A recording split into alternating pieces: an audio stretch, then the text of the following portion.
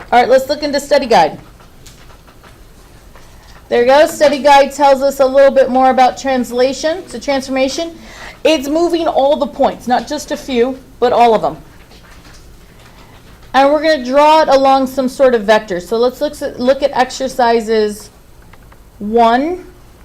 I'm going to zoom in real tight here on 1. So there's the little symbol for vector here above the letter R.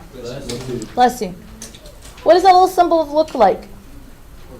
It looks like a ray, but what's missing? Another slash. One of the little things to complete the arrowhead. Because a vector is a specific kind of ray, the symbol looks like a ray, but it's missing a piece. Okay, so you can tell the difference. It only has the top little arrow part. All right. So I need to move this figure, TUVW, that way, that far. How do you do that? Yeah. Here we go. You ready? Yeah. All right. So I'm going to take from each one of these points, and I'm going to draw a congruent segment that far.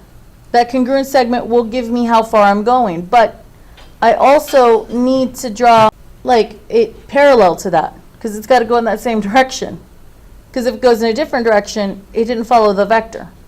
So I need some sort of guideline. So if you notice on my protractor, I've got this little crosshairs. That's a 90-degree angle, yes? So if I set my vector up on that guideline, this line then is going to be perpendicular to it. Yeah, it's going to be 90 degrees? Yeah. All right. So I'm going to create that. And notice how I drew it over my entire figure. So now my vectors, as long as they're 90 degrees to that line, it's going in the right direction. Right? Yes. You with me on this? Okay. So I'm going to get the rays that I need to start my congruent segments. So here on V, I'm going to put a line that's perpendicular to V, and I'm going to have it go this way somewhere. I'm going to make sure it's longer than the vector that I want to construct. I'm going to do the same thing for every single vertex of this particular figure. So V is going to move along this vector.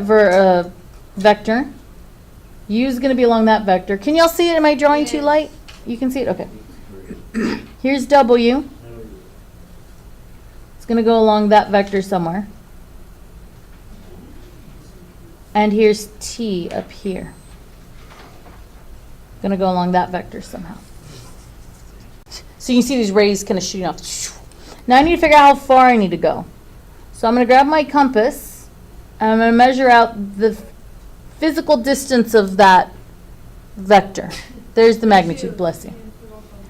Then preserving that distance here with my compass, I'm going to set it on each vertex, and I'm going to mark off how far each vertex is going to go. This should feel a lot like the congruent segment constructions. My pencil quit on me. So here's the translation of V along this vector R, and I'm going to call it V, and I'm going to put like a little apostrophe over it. And I'm going to call it V prime. No, it's not related to Optimus Prime.